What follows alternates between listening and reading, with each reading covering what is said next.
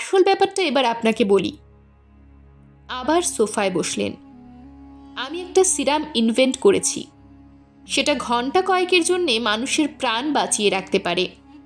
নিজের শরীরে ওই সিরামটা ইনজেক্ট করে ঢোকানোর পর ইচ্ছে করলে আমি আমার বডির সমস্ত ব্লাড বের করে দিতে পারি। আমার তাতে কোনো অসুবিধেই হবে না। আমি ক্রমশ অবাক হতে লাগলাম।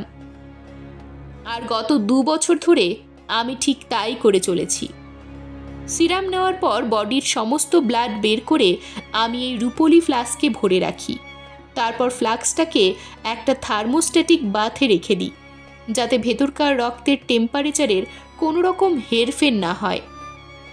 তারপর ব্লাডলেস বডি নিয়ে 3-3.5 ঘন্টা আমি দিব্যি কাটিয়ে দিতে পারি।